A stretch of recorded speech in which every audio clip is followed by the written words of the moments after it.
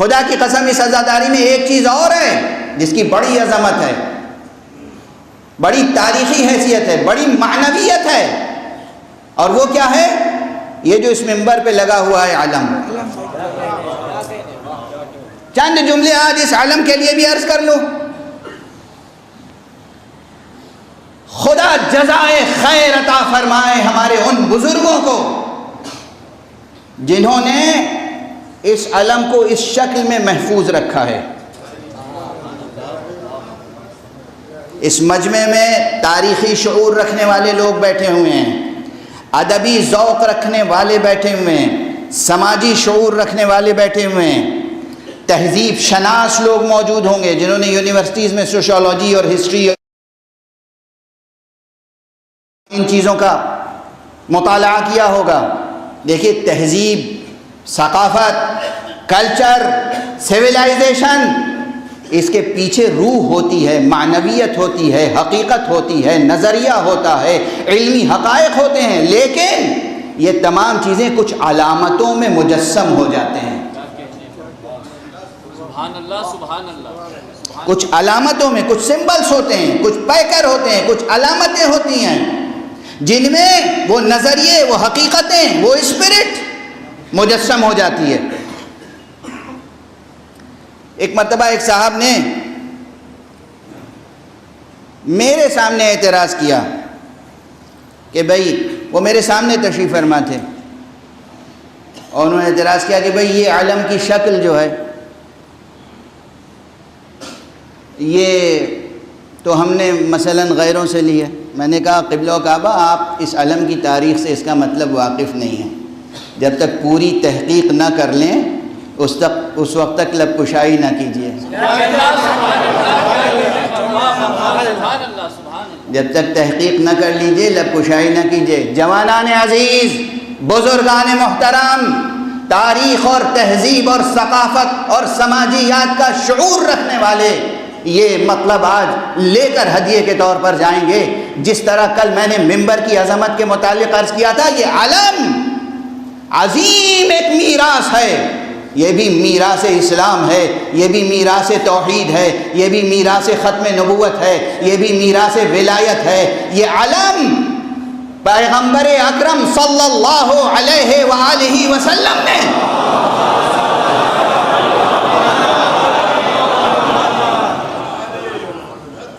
سجایا تھا سب سے پہلی بار۔ حوالوں کے ساتھ گفتگو کروں گا۔ اگر آپ کوئی سیمینار منعقد کریں تو ریسرچ پیپر پڑھوں گا۔ اس وقت کی محدودیت ہے تو جو باتیں عرض کر رہا ہوں بھروسہ کر کے قبول کرتے ہوئے چلے جائیں، اور جہاں سوال پیدا ہو سوال ضرور کیجیے گا، حوالہ چاہیے ہو حوالہ ضرور دریافت کر لیجیے گا۔ اس عالم کی عظیم تاریخ اور خاص طور سے اس کی یہ شکل۔ دنیا میں آج کتنی کنٹریز ہیں؟ میں تو نیو یارک بھی گیا ہوں، تو میں نے یونائٹڈ نیشنز کی بلڈنگ میں بھی جا کر ایک خاص ضرورت سے اس کی لائبریری میں کچھ دیر بیٹھ کے اسٹڈی کی تھی ایک خاص کیس کی، اور وہاں دیکھا کہ بلڈنگ کے سامنے کتنے پرچم لہرا رہے ہیں۔ ہر پرچم کیا ہوتا ہے؟ ایک اس میں ایک پرچم نصب کرنے کے لیے ایک علم کی چھڑ ہوتی ہے گویا عام زبان میں، اور ایک اس میں پھرہرا ہوتا ہے۔ بہت عام زبان میں عرض کر رہا ہوں، وہ پھرہرا وہ ہوتا ہے جو ہوا کے رخ پر مڑ جاتا ہے۔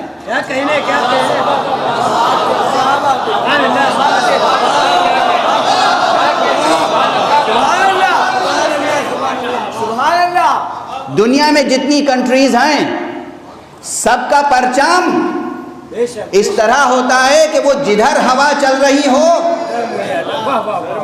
ادھر مڑ جاتا ہے۔ یہ جو خاص پرچم ہے یہ اس طرح ہوتا ہے، ہوا آ کے ٹکرائے تو بکھر جائے۔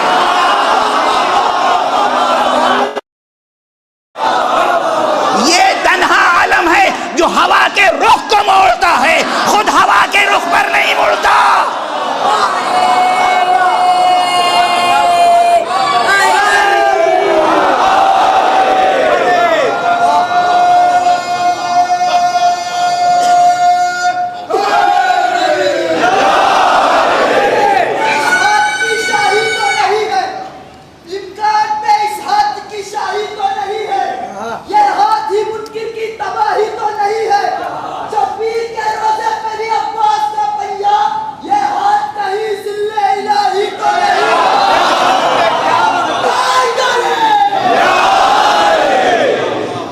بچوں جوانوں جو ہائی اسکول پاس کرتے ہیں بلکہ اس سے بھی پہلے، تو وہ سیوکس وغیرہ کی کلاس میں، ہسٹری کی کلاس میں دنیا کے بڑے بڑے اور پہچانوایا جاتا ہے یہ رنگ اور یہ شکل اور یہ فلاں کنٹری کا. اور بھائی جنرل نالج کے بہت سے پیپرز ہوتے ہیں، جو لوگ IAS IPS یہ کمپٹیشن میں بیٹھتے ہیں، یعنی چھوٹی کلاس سے لے کے بڑی کلاس تک ہر جگہ دنیا کے پرچموں کی شناخت بھی کرائی جاتی ہے نا.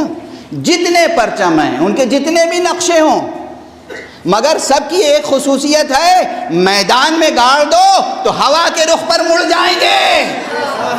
یہ واحد پرچم ہے کہ سامنے لے کے کھڑے ہو جاؤ تو ہوا ٹکرا کے بکھر جائے گی، یہ ہوا کے رخ پر نہیں مڑے گا.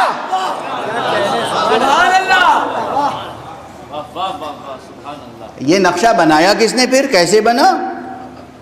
اس کی تاریخ کیا ہے، ہسٹری کیا ہے، اتہاس کیا ہے کچھ ثبوت یا یوں ہی عرض کر رہا ہوں؟ پہلے تو ایک وجدانی بات ہے جو سامنے نظر آ رہی ہے، اس پہ غور کیجئے. کیا بات ہے؟ اس کی شبیہ کسی کنٹری کا کوئی پرچم ہے، کوئی فلیگ ہے؟ کیا کہنے بھائی، واہ واہ واہ. اور وہ بات جو پہلے عرض کر چکا ہوں وہ حالانکہ دوبارہ عرض کی جا سکتی ہے، لیکن مجھے عموماً اپنا جملہ بھی دہرانے میں بہت زیادہ تکلف ہوتا ہے، کوشش کرتا ہوں نہ دہراؤں.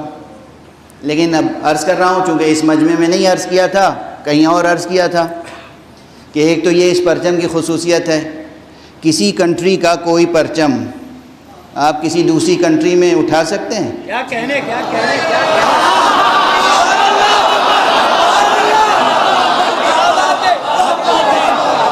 سبحان اللہ، واہ ماشاء اللہ. بھائی ہندوستان اور بنگلہ دیش میں بہت دوستی ہے،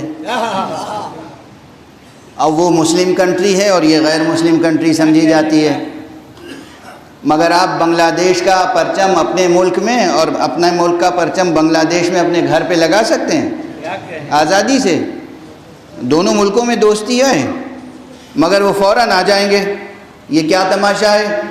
آپ کیا وہ بنگلہ دیش والے پوچھیں گے بھارت سے آپ کا کیا تعلق ہے، بھارت والے پوچھیں گے بنگلہ دیش سے آپ کا کیا تعلق ہے، یا آپ نے اپنے گھر پہ کس لیے پرچم لگا رکھا ہے؟ کسی بھی ملک کا پرچم بغیر اجازت، بغیر سیاسی ضرورت کے، بغیر قانونی جواز کے کوئی نہیں اٹھا سکتا. خدا کی قسم یہ ولایت حسین ہے، پوری دنیا میں جہاں چاہو علم حسینی بلند کر لو. یہ علم، اس کی ایک تاریخ ہے، ایک معنویت ہے، یہ ہماری ایک عظیم اسلامی روحانی معنوی ثقافتی میراث کی عظیم علامت ہے. اور خدا کا شکر ہے، مجھے ناز ہے آپ پر، عزاداروں پر. میں نے وہ منظر دیکھے ہیں کہ بم بلاسٹ ہوا، علم اٹھانے والے ریشہ ریشہ ہو کر بکھر گئے، مگر علم کو زمین بوس نہیں ہونے دیا. میں نے اپنی آنکھوں سے دیکھا ہے، میں نے دیکھا ہے، مشاہدہ کیا ہے. اور چونکہ وقت تیزی سے گزر رہا ہے اس لیے مجبور ہوں کہ بیان کو سمیٹ لوں. لیکن ایک حوالہ ضروری ہے. بھئی واقعاً یہ جستجو ہوتی ہے کہ یہ کون سی شکل ہے علم کی. دنیا میں ہر پرچم ایک پھریرا لگا دیا، ایک پھریرے کی چڑھ ہے اور جہاں چاہاں نصب کر دیا. یہ شکل آئی کہاں سے؟ کس نے بنائی یہ شکل؟ کیوں بنائی؟ اس کی ایک وجہ ہے، بالکل سائنٹیفک، ثقافتی، تاریخی، سماجی شعور کے ساتھ سمجھیں. اور میں نے اس کو اپنی آنکھوں سے کتاب میں بھی پڑھا ہے اور میوزیم میں بھی دیکھا ہے، اس لیے عرض کر رہا ہوں پورے کانفیڈنس کے ساتھ، تحقیق کے ساتھ.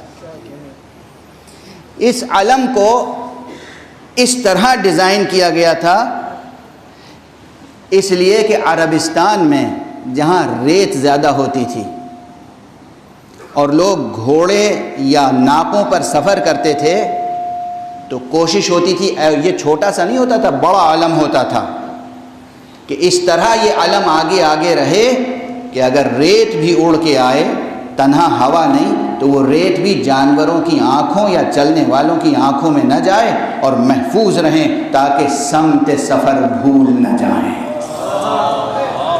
بھٹک نہ جائیں. سبحان اللہ، سبحان اللہ. نہ ہوا آ کر رخ موڑ سکے، نہ آنکھوں میں گرد،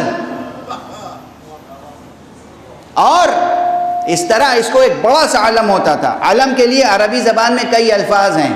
علم، لواء، رایت، بند، بیرق اور بہت سے کلمات ہیں، سب عربی زبان میں مستعمل ہیں.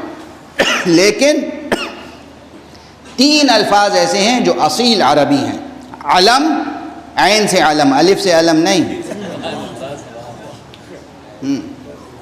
علم اور رعیت اور لواء. اب وقت ہوتا میرے پاس تو ان تینوں کلمات کی تاریخ عرض کرتا اور حدیث سے شواہد پیش کرتا،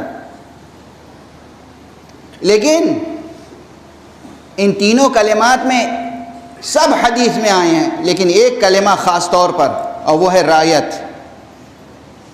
رعیت حضور صلی اللہ علیہ وآلہ وسلم نے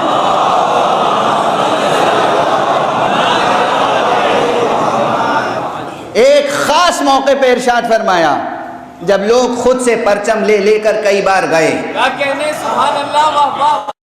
اور ناکام پلٹ کے واپس آئے. تو ایک دن حضور اٹھے اور انہوں نے فرمایا لَأُعْطِيَنَّ الرَّعْيَةَ غَدًا رَجُلًا كَرَّارًا، کل میں اس شخص کو علم دوں گا، رعیت دوں گا جو بڑھ بڑھ کے حملہ کرنے والا ہوگا. یہاں لفظ رعیت استعمال ہوا. پوری حدیث پڑھوں گا اور ترجمہ کروں گا اور تشریح کروں گا، اس لیے کہ یہ ممکن نہیں ہے کہ کلمہ پیغمبر زبان پر آ جائے اور پھر میرا لعاب دہن شیریں نہ ہو. اور جب لعاب دہن شیریں ہو جاتا ہے تو پھر اس کی لذت مجبور کرتی ہے کہ کچھ دیر تک اس پہ گفتگو کی جائے اور اس لذت میں آپ کو شریک کیا جائے. تو اس لیے حدیث کو روک رہا ہوں وقت کی مجبوری سے. فرمایا کل میں اس کو پرچم دوں گا، علم دوں گا، رعیت دوں گا جو بڑھ بڑھ کے حملہ کرنے والا ہوگا. اور وہ حدیث کا تتمہ آپ سب کے ذہنوں میں ہے. اور اسی روایت کی بنیاد پر ہمارے اردو کے ایک مشہور و معروف شاعر نے شعر کہا ہے پروردگار ان کو رزق سخن ارزانی فرمائے. مشہور شاعر ہیں جناب افتخار عارف صاحب. انہوں نے فرمایا ہے پروردگار ان کو صحت و سلامتی سے دیر تک تا دیر مداحی اہل بیت کا شرف عطا فرمائے. کہتے ہیں کہ علم کسی نے کسی کو دیا تھا خیبر میں، علم کسی نے کسی کو دیا تھا خیبر میں، وہ دن اور آج کا دن اب علم ہمارا ہے. انہوں نے جب یہ شعر پڑھا اور میری موجودگی میں بھی پڑھا اور میں نے انہی کے سامنے فوراً کہا بھائی یہ تکلف کس لیے، یہ کنایہ کس لیے، آپ یہ کیوں کہہ رہے ہیں علم کسی نے کسی کو دیا تھا خیبر میں؟ وزن میں کوئی فرق نہیں پڑے گا، اتنا عروض مجھے بھی آتا ہے. صاف صاف کیوں نہیں کہتے علم نبی نے علی کو دیا تھا خیبر؟ صاف صاف کہیے علم نبی نے علی کو دیا تھا خیبر میں، وہ دن اور آج کا دن اب علم ہمارا ہے. تو اس علم کی ایک عظمت ہے، اسی لیے میں عرض کرتا ہوں تفصیلی بیان سمیٹ رہا ہوں. یہ علم علم توحید ہے، یہی علم علم نبوت ہے، یہی علم علم نبوت و امامت و ولایت ہے، یہی علم علم کاروان شہادت بھی ہے.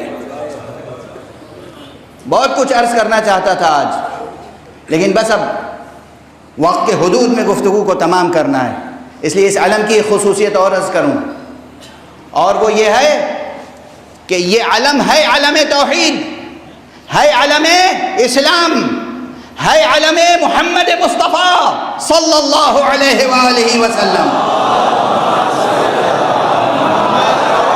یہ علم ہے علم علی مرتضیٰ، لیکن اب پوری دنیا میں یہ علم علم عباس کہلاتا ہے. اور اس کی ایک وجہ ہے، اس کی بھی وجہ ہے، بیان کر چکا ہوں. جن حضرات نے نہ سنا ہوگا میرا جملہ ان کے لیے دہرا رہا ہوں. اس کی ایک وجہ ہے، تاریخی وجہ ہے، حقیقی وجہ ہے، عظیم وجہ ہے. قرآن اور تاریخ اور حدیث گواہ ہے. عجیب جملہ کہہ رہا ہوں عزیزو، یہ علم خود علی ابن ابی طالب کے ہاتھوں میں بھی جب تھا تب بھی ایک بات ضرور تھی، اس علم کے نیچے مومن بھی تھے، منافق بھی۔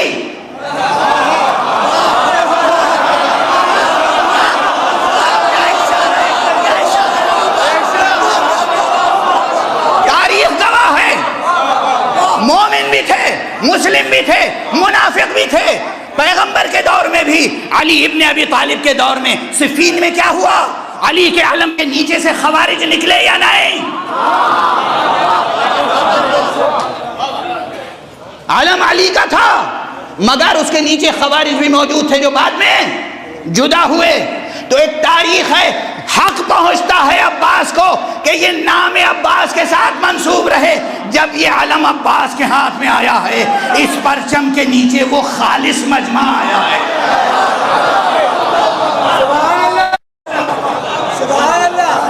خدا کی قسم، جس کے ایمان کی قسم کھائی جا سکتی ہے، جس مجمع کے لیے آقا حسین نے کہا تھا مجھے ایسے اصحاب ملے، ایسے انصار ملے کہ ایسے اصحاب و انصار نہ میرے نانا کو ملے نہ میرے بابا۔